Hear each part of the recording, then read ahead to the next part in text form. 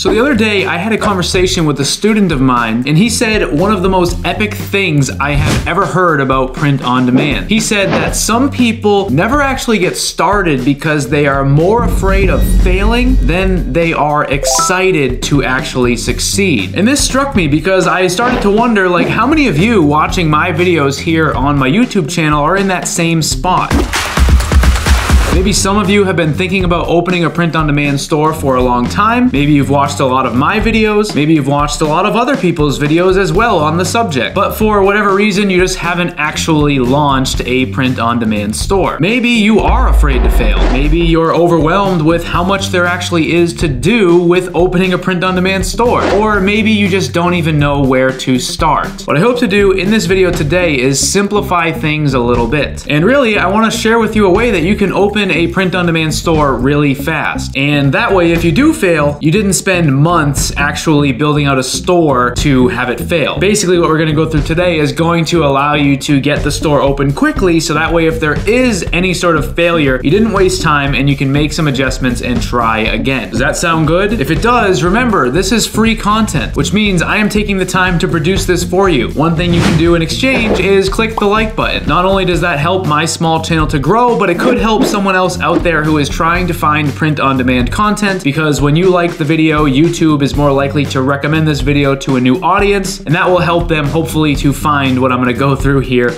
in this video. So thank you for doing that. Like I said, in this video, we're going to go through a ton of stuff that you need to think about when it comes to opening your store. After you watch this, check down in the description. There's a link to my free course. Inside, there's over 20 step-by-step videos that are going to show you exactly how to do what I talk about today. So the first thing you're going to have to think about is, what type of store do you want to build? And for most beginners, there are going to be 3 different options that you could pursue. In this video, I'm going to break down each and show you an example. And at the end of the video, I'll reveal the one thing that's either going to cause you to fail or succeed with whatever one of these strategies you end up choosing. Now, when I say type of store, what I'm really talking about is your strategy. And one strategy would be to create a store like this. This is a general store where they are selling a bunch of different product types to a bunch of different niches. You can see if we look at their menu at the top, they have apparel, footwear, bags, drinkware, accessories, and home products. Their domain and their logo does not refer to a specific niche, and essentially this gives them the flexibility to try a whole bunch of different things. Now, this video is about creating a store fast. Now, if you wanted to create a general store, you would likely need to choose 3 to 5 niches to actually get started. Once you choose those 3 to 5 niches, you would then need to make like 4 to 6 designs per niche, which really means if you have 3 to 5 niches and 4 to 6 designs, that you're creating over 20 designs just to launch your store. So if you can gather so far with this, maybe for most beginners, a general store strategy might not be a great option. Of course, it's awesome because it gives you a lot of flexibility, but it also kind of is a lot of work to actually get the store built. Another option would be something like this here. This is a niche store where every single product on the store is designed for just one niche. They are creating products for people that like to travel. This is called airporttag.com. Even the domain name refers to the niche that they are trying to sell to. And on here, they have a whole bunch of different products. If we go to their menu, you can see that they have a whole bunch of luggage tags, face masks, blankets, pillows, and beach towels, and a whole bunch more stuff. A store like this is a cool option for a lot of beginners because you can choose a niche and then make like 4 or 5 designs or something like that and just launch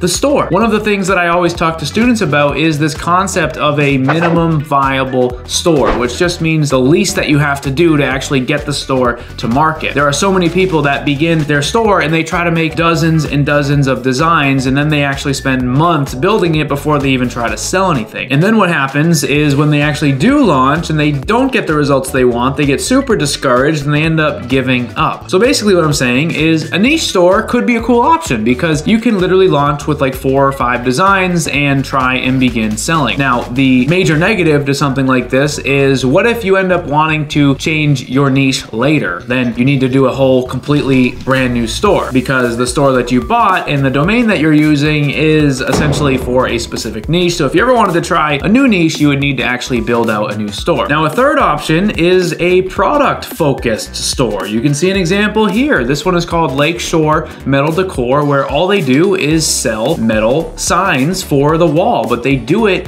in a whole bunch of different niches. You can see as we scroll through here, they have a bunch of examples. If we go and click on shop all, we can see a couple of different niches that they're offering. If we click in, you can see that they have camping ones, hunting ones, beach ones. They also have some more that are a little bit more generic that don't really have an actual niche there. Essentially what they've done is they've gone all in on selling these metal signs, and then they're experimenting with different niches. Even their domain name, Lakeshore Metal Decor, is really pretty open, right? It's got the word metal decor in it to let you know that that's what they sell, but they can do this with any niche, and that really gives them a lot of flexibility. However, the one con would be if they ever wanted to sell something that was not metal wall art, they're kind of stuck with this and they would need to do another store. Now at this point, you're probably thinking, okay, Joe, I get it. There are 3 different types of stores. We have a general store, we have a niche store, and we now have a product focus store. Which one is the best for most beginners getting started with print on demand? There is one more store type actually that I hadn't discussed yet, mainly because it's a little bit more complicated. And like I said earlier, if you check the free course down in the description, there's some information there about it. Essentially, it is a concept called a general testing store, where you create sort of a general store and you really limit your menu so that way people can't browse, and you focus heavily on your product page branding, and it allows you to essentially launch your store with just one design. But for the sake of this video, we're focusing on the 3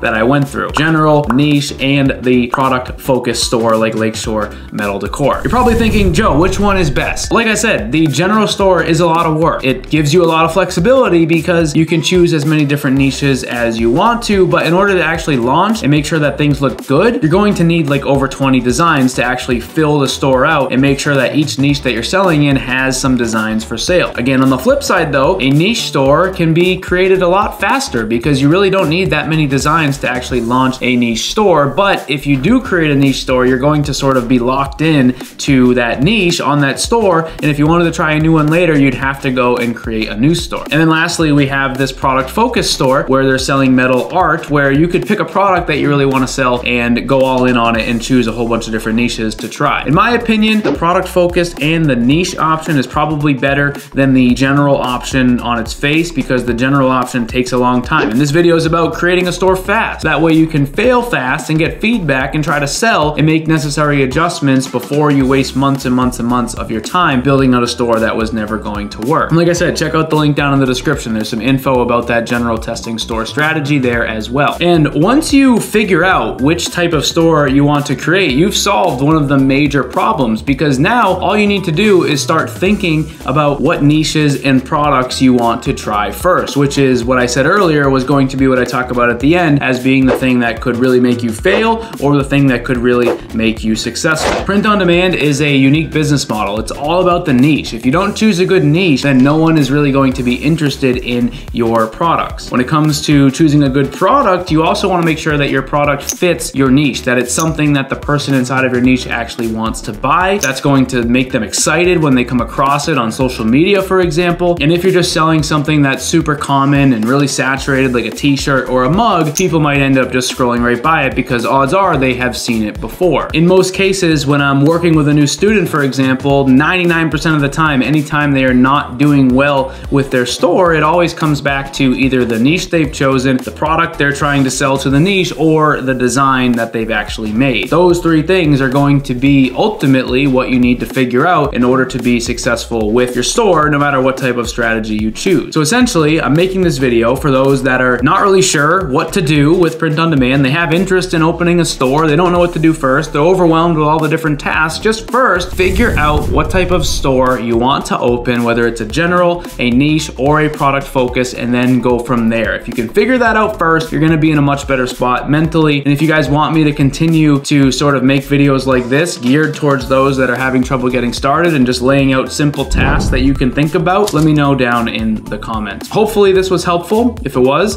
drop a like, and I'll see you guys in the next video.